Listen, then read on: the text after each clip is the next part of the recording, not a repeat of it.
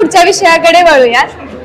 या जगात 196 देशांपैकी एक असणारा आपला भारत देश आणि सर्वात श्रेष्ठ असणारी आपल्या भारताची संस्कृती, श्रीरामांची आणि श्रीकृष्णांचा वारसा असलेली आपली ही भूमी आणि म्हणूनच राष्ट्र निर्मितीमध्ये विविध धर्मीय प्रार्थना स्थळांच्या निर्मितीचा आणि त्या निमित्ताने तयार होणाऱ्या वातावरण निर्मितीचा मोलाचा वाटा ठरतो. हा विषय मांडण्यासाठी मी मंचावरती आमंत्रित करते श्रीराम ढोले आणि तेजस शेंडे यांना. श्रीराम ढोले अनुकूल बाजू मांडतील आणि तेजस शेंडे प्रतिकूल बाजू मांडतील.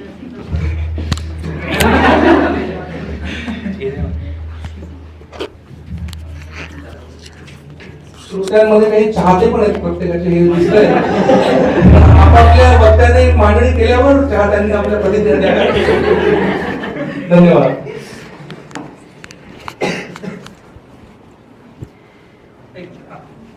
Both of you ready?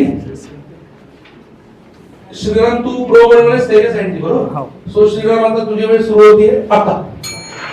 खरं तर माझं नावच श्रीराम आहे आणि त्याच विषयावर मी बोलतोय. खरं तर भारताचा इतिहास आणि प्रत्येकच देशाचा इतिहास जेव्हा बघायला जातो तेव्हा राष्ट्र निर्मिती ही संकल्पना वेगवेगळ्या अर्थाने वेगवेगळ्या ठिकाणी मांडली जाते. भारताच्या संदर्भात जर का बोलायचं आलं तर जम्बूद्वीपे भरतखंडेपासनं तर रिपब्लिक ऑफ भारत इथपर्यंत आपला प्रवास येऊन ठेपलेला आहे. अशा वेळी असं लक्षात येतं की राष्ट्र म्हणजे नेमकं काय. प्रत्येकाच्या संकल्पना राष्ट्राच्या वेगवेगळ्या असू शकतं. त्यात धर्माचं महत्व काय आणि धर्मात बरोबर धर्म आणि धर्म प्रार्थनास्थळ यांचं महत्व काय, या सगळ्या गोष्टीवर विचार करणं खरं तर काळाची गरज पडते. आज आपल्याला लक्षात येतं की आपण हडप्पाकालीन इतिहासापासून जर का बघायला गेलं तर प्रत्येक ठिकाणी आपल्याला मंदिर आणि प्रार्थनास्थळ यांचा उगम झालेला दिसतो आणि त्याच्या आजूबाजूने त्याच्या अनुषंगानं राष्ट्राची निर्मिती झालेली दिसतं. मग ते असो वैदिक संस्कृती, अख्खा कालखंडच आपण ज्या वैदिक संस्कृतीला दिलेला आहे त्याच्यावरनं असं लक्षात येतं की धर्म आणि प्रार्थनास्थळाचं महत्व नक्कीच खूप जास्त आहे. म्हणजे सम्राट अशोकांनी दीपवंश या बुकात असं सांगितलेलं आहे की 84 स्तूपांची निर्मिती केली. म्हणजे ते एक प्रार्थनास्थळ होतं. ऍक्च्युली 84,000 स्तूपांची निर्मिती करून त्यांनी राष्ट्राची संकल्पना मांडली आणि राष्ट्राचा पूर्णतः म्हणजे एक विस्तार दाखवला. ते आपल्याला लक्षात येतं. तिथपासून चालू झालेला मुद्दा आज 22 जानेवारीला झालेला राम मंदिरावर येऊन ठेपलेला आपल्याला दिसतो. त्याचबरोबर असं लक्षात येतं की प्रत्येकाने धर्म म्हणजे काय आणि धर्माच्या संकल्पना काय याच्याबद्दल बोलताना धर्माचा आणि प्रार्थना स्थळाचा वेगवेगळा मुद्दा मांडत असताना असं लक्षात येतं की प्रार्थना स्थळ ही फक्त आणि फक्त वैयक्तिक बाजू नसून संस्कृती आणि सामाजिक बाजू सुद्धा झालेली आहे. राष्ट्र म्हणजे काय तर राष्ट्रपती आपल्याला प्रेम असायला पाहिजे, प्रेम असणं गरजेचं आहे.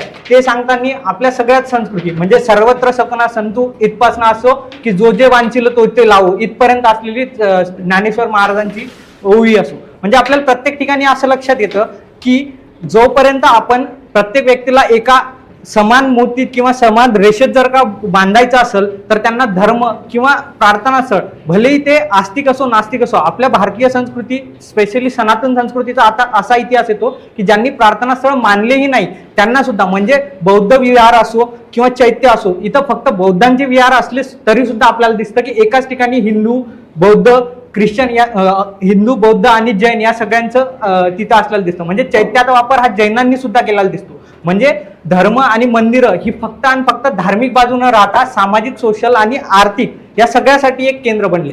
त्याचाच एक महत्वाचं उदाहरण देताना असं लक्षात येतं की आपल्या इथल्या परकीय आक्रमणांनी सगळ्यात महत्वाचं म्हटलं तर त्यांचा महत्वाचा मुद्दा होता की आपल्याला राष्ट्र हे नष्ट करायचे आणि ते करत असताना त्यांनी कोणत्या जागेवर प्रहार केला ती म्हणजे तर धर्म. यावरनं आपल्या लक्षात येतं की धर्मासाठी आणि धर्माच्या मंदिरांसाठी मंदिर हे राष्ट्राच्या निर्मितीसाठी खूप महत्वाचं आणि मोलाची कामगिरी बजावते. ती आजपर्यंत सुद्धा बजावत आहे असं आपल्याला दिसतं. म्हणजे असं म्हटलं बऱ्याचदा त्याच्या विरुद्ध असं म्हटलं जातं की विदेशात बाबा मंदिर नाही, पण हे सपशेल चुकीची गोष्ट आहे. म्हणजे अक्षरशः पोपपासनं ख्रिश्चन धर्माची सत्ता असू दे तिथपासून आपल्याला दिसते की राष्ट्राच्या संकल्पनेत धर्माची बाजू ही सगळ्यात महत्वाची राहिलेली दिसते आणि त्यासाठी प्रार्थना स्थळ निर्मितीचा खूप जास्त महत्वाचा वाटतो.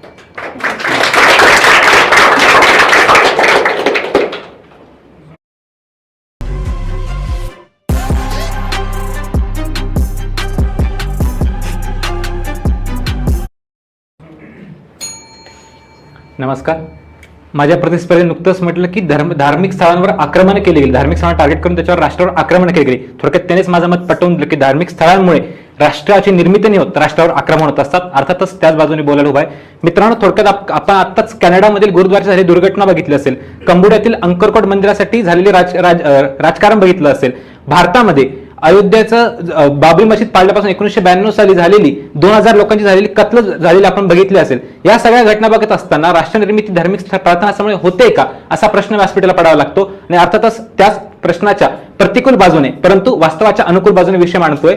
मित्रहो, कार्ल मार्क्स त्याच्या दास कॅपिटल या पुस्तकामध्ये असं म्हणतो की religion is opium of masses, म्हणजेच धर्म हा अपूची गोळी आहे. तो असंही म्हणतो की economic structure is the basic structure of society, म्हणजेच आर्थिक परिस्थिती ही त्या सोसायटीचे बेसिक स्ट्रक्चर आहे आणि त्याच्यावर राष्ट्राची निर्मिती होत असते. म्हणजे थोडक्यात तो असं म्हणतो की धर्मामुळे राष्ट्राची निर्मिती होत नाही, तर त्याच्यामुळे क्लास डिव्हिजन असलेली सोसायटी तयार होते. परंतु जर राष्ट्राची निर्मिती करायची असेल तर आपल्या आर्थिक स्तरावर फोकस करावा लागत असेल. मित्रांनो, एवढंच नव्हे तर भिकू पारेख, विल केम्लिका त्यांच्या मल्टीकल्चरिझम या सिद्धांतात असं म्हणतात की कोणत्याही माणसाची समता, बंधुता आणि एकात्मता जर समाजाची टिकवून ठेवायची असेल तर त्या माणसाच्या संस्कृतीला मान्यता दिली गेली पाहिजे. परंतु धार्मिक प्रार्थनास्थळामध्ये होतं असं आहे की एका विशिष्ट धर्माच्या उद्धारासाठी आपण दुसऱ्या धर्माला संकटात आणतोय आणि त्यामुळे होत असलेली संस्कृतीची अवहेलना होऊन राष्ट्राची निर्मितीने होता, राष्ट्राची विभागणी होताना आपल्याला दिसून येते. एवढंच काय तर आत्ताच जे इस्रायल पॅलेस्टाईनचं युद्ध चालू आहे त्यात जेरुसलेमचा जो महत्वाचा मुद्दा आहे, ज्या 3 धार्मिक स्थळांची असलेलं ते शहर आहे, परंतु त्या धार्मिक प्रार्थनास्थळामुळे तिथे राष्ट्राची निर्मिती आपण झालेली बघितली नाही. उलट त्याच धार्मिक प्रार्थनास्थळामुळे त्या राष्ट्राची विभागणी करण्याची मागणी दिवसेंदिवस वाढत आहे. म्हणजे थोडक्यात काय, ते राष्ट्राची निर्मितीसाठी धार्मिक प्रार्थनास्थळ मदत नाही करतायत, तर ती राष्ट्राची विभागणी करण्यासाठी मदत करतायत. मित्रांनो, आपण आत्ताच बघितलं की अयोध्याच्या मंदिरासाठी खूप मोठे राजकारण होताना आपण बघितलं. त्याच काळामध्ये सोशल मीडियावर एक मेसेज फॉरवर्ड होता की हमारा धर्म खतरे में है. जर ह्या अशा मेसेजेस फॉरवर्ड होऊन जर 2 धर्मांमध्ये धार्मिक तेढ निर्माण होत असेल तर कोणत्या आपण राष्ट्राच्या निर्मितीची गोष्ट करतोय. म्हणजे ज्याप्रमाणे आंबेडकर म्हणतात की in a divided society nation can not take birth, अगदी त्याच उक्तीप्रमाणे जर धार्मिक तेढ निर्माण होऊन समाज विभागला जात असेल केवळ आणि केवळ धार्मिक प्रार्थनास्थळांमुळे, तर मला वाटतं राष्ट्राची निर्मिती होणार नाही. मित्रांनो, विषयाच्या पुढे जात असताना जर आपण आर्थिक स्तराचा विचार केला तर ऑपॉर्च्युनिटी कॉस्ट नावाची एक कन्सेप्ट असते एक अर्थशास्त्रामध्ये. तिची मुद्दा असा आहे की आपण प्रार्थनास्थळावर जेवढा खर्च करतोय तेवढाच खर्च जर आपण दुसऱ्या आरोग्य, शिक्षण या अशा गोष्टींवर केला तर कदाचित त्यातून राष्ट्राची निर्मिती होऊ शकते. मग राष्ट्राच्या निर्मितीसाठी लागतं काय, तर आरोग्य मिळालं पाहिजे, चांगलं शिक्षण मिळालं पाहिजे, अन्न, वारा, पाणी अशा मूलभूत गरजा आपल्या भागवल्या गेल्या पाहिजे. मित्रांनो, आपण झारखंडमधली घटना बघितली की झारखंडमध्ये एक मंदिर केवळ आडवं आल्यामुळे हायवे तिथून जात असताना त्या हायवेला वळवावं लागलं आणि 2000 कोटीचा खर्च अधिक करावा लागला. म्हणजे थोडक्यात काय, धार्मिक प्रार्थनास्थळामुळे जर राष्ट्राच्या खर्च वाढत असेल तर मला वाटतं राष्ट्रनिर्मिती होणार नाही. थोडक्यात राजकीय, आर्थिक, सामाजिक अशा अनेक विविध क्षेत्रामध्ये जर धर्मामध्ये तेढ निर्माण करण्यासाठी प्रार्थनास्थळ कारणीभूत असेल तर माझ्या मुद्द्यावर ठाम राहतो, त्यांच्यामुळे मदत होणार.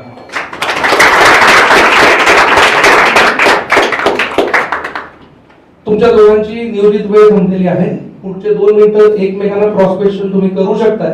सुरुवातीला त्याने केलेल्या मांडणीला विचारू शकतो आणि मग तुम्ही कंटिन्यू करा. वेळ संपली की परत बेल वाजवणार.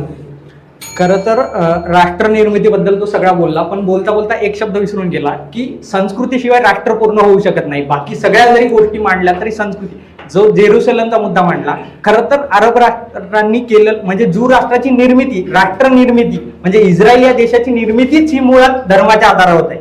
जरी तिथं विवाद होत असला तरी राष्ट्र निर्मितीसाठी धर्म हा एक बेसिस आहे आणि तो असणं गरजेचंच आहे असं मला वाटते. बोलू. मुळात माझा प्रतिस्पर्धी एक महत्वाचा मुद्दा विचारतो, धार्मिक प्रार्थनास्थळ, धर्म आणि संस्कृती या मोठ्या गोष्टी. भक्ती मुवमेंट प्रार्थनास्थळ सुद्धा धर्माचीच एक महत्वाची आहे, ज्या ठिकाणी म्हटलं की संस्कृतीशिवाय राष्ट्र उभं राहू शकत नाही. आणि संस्कृती भक्ती मुवमेंटची पण संस्कृती, धार्मिक प्रार्थनास्थळाला महत्व आहे. भक्ती मुवमेंट मध्ये सगुण आणि निर्गुण दोन्ही भक्तींना तेवढंच मूलभूत महत्व दिलेलं. आता मी 30 सेकंद बोलतो, काहीच बोलू नको. धार्मिक आपली मतं मांडा आणि प्रश्नानंतर ऐकून पण घ्या. मुळात आपला विषय धर्माचा नाहीच आहे, आपला विषय धार्मिक प्रार्थनास्थळ, धार्मिक स्थळ सुद्धा म्हटले, धार्मिक प्रार्थनास्थळ म्हटले. मुळात आपली मुवमेंट भक्ती मुवमेंट उभी राहिली, सुप्रीम मुवमेंट उभी राहिली, धार्मिक प्रार्थनास्थळांच्या पलीकडे होती. त्या संस्कृतीमुळे नक्कीच राष्ट्रनिर्मिती झाली. परंतु ज्यावेळी आपण केवळ प्रार्थनास्थळांचा विचार करतो, मी दिलेलं दाखले तू कशा प्रकारे खोडू शकशील. 2000 लोकांची झालेली कत्ल असेल, 2008 मध्ये मालेगाव बॉम्बस्फोटामध्ये प्रार्थनास्थळाचा असलेला मोठा म्हणजे प्रार्थनास्थळात झालेला बॉम्बस्फोट असेल, ज्यामुळे अनेक लोकांना आपला जीव गमवावा लागला, मालेगावमध्ये दंगल देखील पेटली. या अशा गोष्टी जर घडत असतील तर कोणत्या राष्ट्रनिर्मितीची आपण गोष्ट करतोय. क्रॉस करतो सर. 1947ला जेव्हा विभागणी झाली होती फाळणी, आणि त्या फाळणीच्या रक्तरंजित इतिहासात असं लक्षात आलं की बऱ्याचशा प्रार्थना स्थळांनी मुस्लिमांना सुरक्षित ठेवलं, आणि ते मुस्लिम आज आपल्या भारतात जे शिल्लक आहे ते प्रार्थना स्थळामुळेच वाचलेले आहेत. 1947ला राष्ट्रनिर्मिती झालीच नाही, राष्ट्राची विभागणी झाली तर त्यावेळेस जे शिल्लक, मी तेच सांगतोय की तुझं म्हणणं आहे की बा कोणत्याच प्रार्थना स्थळांनी चांगल्या गोष्टी केल्याच नाही. मी त्याला काउंटर करताना सांगतोय की बऱ्याचशा जे प्रार्थना स्थळ आहे, जे आमच्या मराठवाड्यात सगळीकडे असं दिसतं, मराठवाड्यातले मुस्लिम्स हे मंदिरात येऊन लपले, वारकरी संप्रदायाच्या लोकांनी त्यांना वाचवलं, आणि हे राष्ट्र निर्मितीसाठी खूप फायदेशीर ठरलं. काउंटर करूया एक लास्ट काउंटर 15 सेकंद. हा विषय आपला धार्मिक प्रार्थनाच्या पलीकडे जाऊन त्यातून होणाऱ्या वातावरण निर्मितीबद्दल सुद्धा दोन्ही बोलतो. पण आहे ना. पण वातावरण निर्मितीच धार्मिक प्रार्थना स्थळ जरी चांगल्या गोष्टी करत असेल तरी त्यातून जी वातावरण निर्मिती होते त्याच्या मागणीसाठी, त्याला तू कसं जस्टिफाय करणार आहे? म्हणजे 2000 लोकांची कत्तल मी बोललोय, त्याला तो जस्टिफायच केलं. मालेगाव जंगल बोलतो, त्याला जस्टिफायच केलं नाही. 2000 लोकांची कत्तल झाली तर मी त्याला काउंटर करताना ते सांगतो की 2000 लोकांना वाचवलेलं सुद्धा आपल्याला दिसतंय ना, ते पण मान्य करणं You may तेवढं. continue another 30 more seconds. Constructive debate ला आपण चालना देतोय. सो आता बेल मी सांगेपर्यंत वाजणार. मी तर सांगितलं मला असं वाटतं की ज्या पद्धतीनं तू म्हणाला की फक्त बॉम्बस्फोट झाला, तू 2 उदाहरणं दिले. मी असं सांगतो की केरळमधल्या मंदिरांनी लाखो लोकांना, म्हणजे त्यांचं हे केरळमधल्या मंदिरांनी त्यांचा वापर अन्नधान्य पुरातल्या मदतीसाठी केला, तिथं त्यांना संरक्षण दिलं, जातपात धर्म न बघता. हे आपल्या भारताचा इतिहास आहे, ते नाकारून कसं चालेल? ते ना करून नक्कीच चालणार आहे. परंतु कोणतीही एक गोष्ट एक म्हणजे आपल्या समाजशास्त्रामध्ये एक्सेप्शन शिवाय कोणताही सिद्धांत हा ठरत नसतो. अशी काही एक्सेप्शन सुद्धा असतात.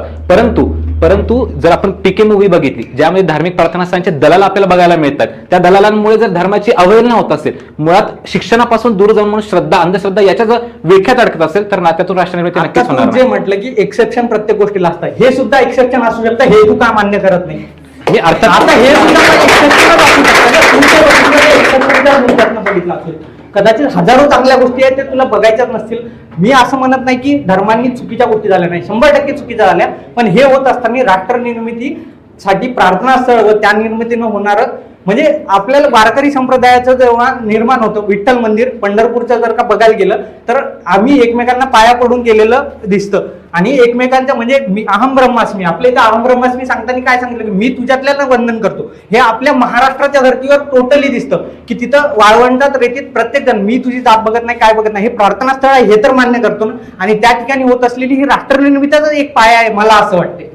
तो एक नक्कीच पाया असेल, पण राष्ट्रनिर्मितीसाठी आर्थिक मदत लागते, शिक्षण 100% त्याच्यात- इंडियामध्ये भारतात 132वा रँक बघा दिवसेंदिवस घसरत चालला आपण बघत 100% असतो. त्याच्यात दुमतच नाही. मग मग याचा अर्थ मग तुझं त्यात म्हणणं दुमत काय? नाही, माझा विषय तोच तुझं आहे. म्हणणं असं आहे की बाबा ते सगळं मंदिरामुळेच होतंय. नाही, अर्थातच नाही. तुम्ही कन्स्ट्रक्टिव्हली चांगले पण मांडले. चांगली गोष्ट ही होती की दोघांनी आपले पॉइंट जोरकसपणे मांडताना तारतम्य ठेवलं आणि तोल ढासळू दिला नाही, आणि खऱ्या वादविवादात हेच हवं असतं. आपल्या भारताला तर वादविवादाच्या परंपराच आहेत, आणि आज आपण थोड्या वेळात चांगल्या वादविवादाच्या, कारण की बाकी तर असतात. मी परंपरा म्हणतो कारण इतिहासातले आणि त्याही आधीच्या. तुम्हाला तर एक कल्पना असेल की महिलांमध्ये पण काही नावं जी पूर्वी होती, गार्गी, मैत्री प्राचीन काळातली, त्यांना विदुषी असं म्हटलं जायचं. विद्वान आणि विदुषी असा शब्द आहे. दुर्दैवाने पुढे स्त्रियांच्यासाठी प्रोत्साहनपर वातावरण राहिलं नाही, हे सगळं आपल्याला माहिती आहे. त्यावर एक नुकतंच विषय पण इथे चर्चेला गेला. पण मला म्हणायचं ते की वादविवाद अशा पद्धतीने व्हायला हवे. ते जे खाली नाव दिले ना ते खूप हेतुपुरस्तर आहे. वादे वादे जे आहे ते तत्वबोध ही पूर्ण जर 4 त्यावेळी तुम्ही वाचल्या तर त्यातनं हेच आहे की तुम्ही त्यातनं एक नवीन आउटकम निर्माण होतं, आणि ते outcome you take it as the ultimate decoction. आणि I am happy to see what is happening. या विषयाचं प्रासंगिक किंवा सार्वकालिक महत्व बघता श्रोत्यांकडून किमान 2 प्रश्न येणार असतील तर ती संधी मी घेणार आहे. मी एक प्रश्न आधी विचारतो आणि मग श्रोत्यांना मी खुलं करून देणार आहे. असतील तर 2च छोटे प्रश्न. तुमची जबाबदारी दोघांची अत्यंत थोडक्यात उत्तर द्यायची. माझा एकच प्रश्न आहे प्रार्थना स्थळांच्या या विषयाबाबत की ज्या फ्रान्सने स्वातंत्र्य, समता, बंधुता आणि इतर आपल्या राज्यघटनेतलीच अनेक मुलाची मूल्य जिथून आपण डायरेक्ट बॉरो केली, अशा फ्रान्सला सुद्धा धर्म या विषयावरून नकारात्मक बाबींना गेल्या काही वर्षांपूर्वी सामोरं जावं लागलं. तुम्हाला माहिती असेल शार्ली हेब्दो सारखं प्रकरण झालं होतं. त्यात मी अधिक खोलात जात नाही, तुम्ही वाचलं असेलच कदाचित. आणि भारतासारखा असा देश ज्याचा आज आपण 75वा प्रजासत्ताक साजरा करण्यासाठी खरं इथे जमलं गेला तास दीड तास आणि पुढचाही अजून काही वेळ आपण असू. माझा प्रश्न आहे, आपल्याकडे पण राज्यघटना जेव्हा आपण स्वीकारली डॉक्टर बाबासाहेब आंबेडकरांनी अख्ख्या त्यावेळेच्या सगळ्या टीमने, तेव्हा आपण धर्माला सार्वजनिक आयुष्यातनं जवळपास बाजूला सारण्याचा एक पण घेतला आणि वैयक्तिक पातळीवर त्याची श्रद्धा फेथ जगू शकता असं होतं. तरी सुद्धा आज राज्यघटना हाच प्रमुख धर्म असं न मानता आपापल्या धर्माच्या भिंती भारतात सुद्धा दिसतात. 75 वर्षात भारत राज्यघटनेला अजून प्रायमरी डॉक्युमेंट म्हणून मान्य नाही करू शकलेलं मनातून, आणि काहीशे वर्षात फ्रान्स सुद्धा. ह्याच्यात काय तुम्हाला एक धागा दिसतो, आणि उद्याची तुमच्या खांद्यावर जर जबाबदारी देशाची पडणार असेल तुम्ही सगळेच, तर कसं बघता तुम्ही की तुम्हाला संधी मिळाली अधिकारी म्हणून किंवा डिसिजन मेकिंग क्लास म्हणून, तर याच्यात काय बदल तुम्ही कराल? बोलेत. येस. मुळात सर तुम्हालाच काउंटर करतो की राज्यघटना आपण आपली बघत नाही, मुळात धर्म आपला बघतोय, पण त्याचा सोर्स हा राज्यघटना आहे. आर्टिकल 25 अंतर्गत फ्रीडम ऑफ रिलिजन मिळते, ते तर राज्यघटनेने छाप्यात दिले. त्याच जोरावर आज आपण धार्मिक प्रधानाच्या मागण्या पण करतोय आणि त्याच्यासाठी संस्कृती लढतो सुद्धा आहे. मला वाटतं हे जर आपण करतोय तर केवळ ऍक्सेप्ट करण्यापुरतं राज्यघटना आपण ऍक्सेप्ट करत नाही, तर ती अंमलात सुद्धा आणतोय. तर त्या प्रश्नाचं उत्तर की राज्यघटना आपण अंमलात आणले. पुढचा प्रश्न तुमचा होता की ऍज अ अधिकारी म्हणून तुम्ही काय करणार. मला वाटतं रिलिजन हा पर्सनल स्फेअर मध्ये असतो.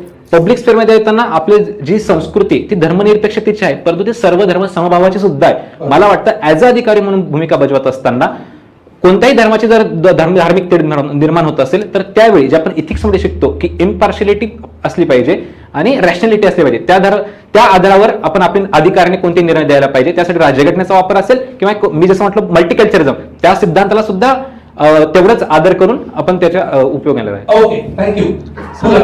मोस्टली आधीच्या काळात तुम्ही जसं म्हटलं फ्रान्स आणि भारत, तर फ्रान्स आणि भारत यांच्या दोघांच्या धर्मनिरपेक्षात प्रथमतः म्हणजे फरक आहे, दोघांकडे फरक आढळलेला आहे.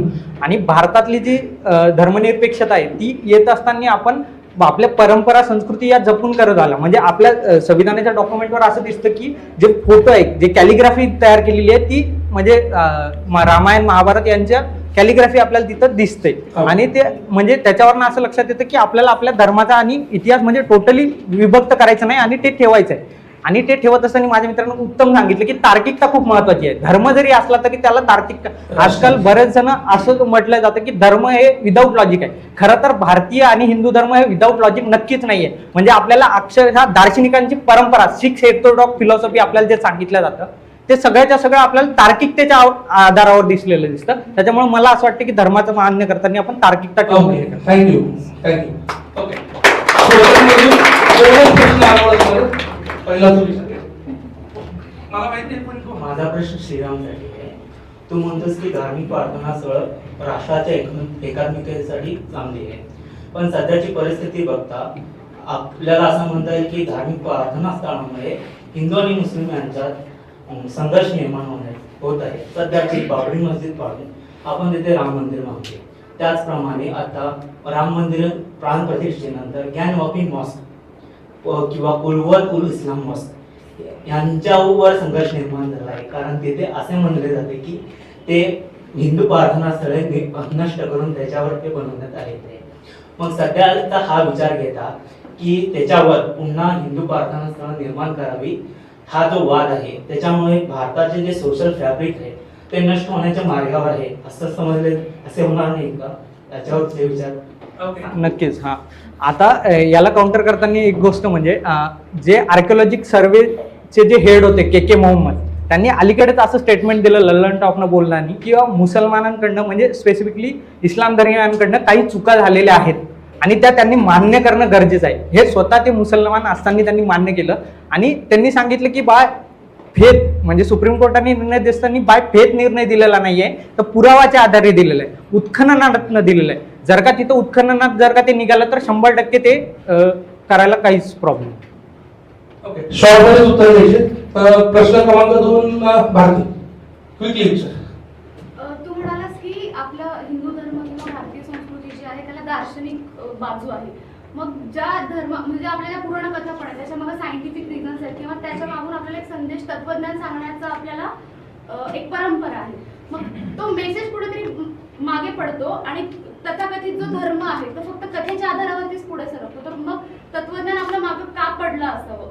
खरं तर मला तेच वाटतं की आजचा जो विषय आहे असे विषय अजून घेतले तर ते तत्वज्ञान तिथपर्यंत पोहोचले जाईल. हे सगळ्यात महत्वाची गोष्ट आहे आणि ते आज होतानाही दिसतंय. म्हणजे फक्त बागेश्वर बाबा हेच बाबा भारतात नाहीये, बाकीचे सुद्धा बाबा आहे आणि ते खूप चांगल्या पद्धतीनं आपलं तत्वज्ञान लोकांपर्यंत पोहोचतंय ते दिसतं. ओके, प्रयास गांभीर्याने विचार करेल असे विषय अधिकाधिक घेण्याचा आणि पॉझिटिव्हली करेल. फक्त बागेश्वर बाबांसारखे अजून बाबा यायला हवे. बागेश्वर बाबासारखे बाबा नकोच. मला ते मी घेतलं तुझ्याकडे, तू व्यासपीठावरून म्हणतोय, संस्थावरून मला विचार करायला नाही लागेल.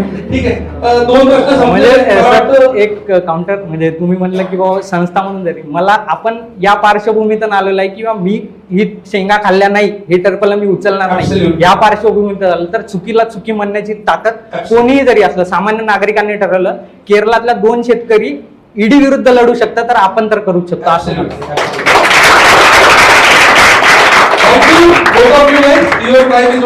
सर मला कोणीच प्रश्न विचारला याच्यावर माझी बाजू किती भक्कम होते आणि प्रेक्षकांना पटलेली आहे हे दिसून येतं.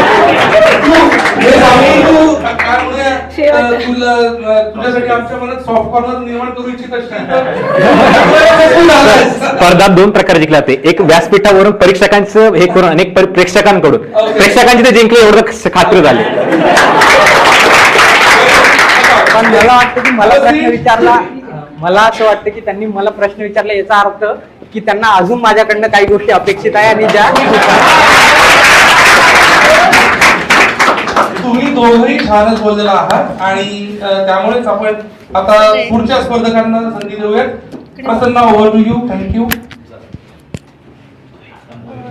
एवढी छान डिबेट झाली की असं वाटतंय की जसं की हिस्ट्री आणि सोशॉलॉजीचं लेक्चर चैतन्य सरांनी घेतलंय. एकदम. यानंतर तृतीय क्रमांक तेजस शेंडे.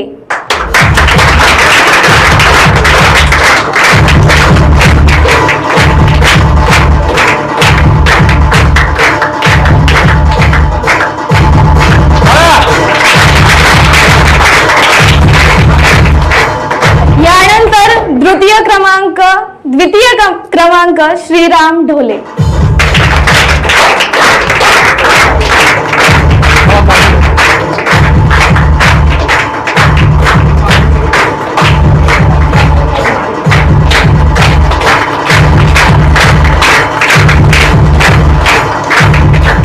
Now the gem of the competition, that is first number Tejas Patil.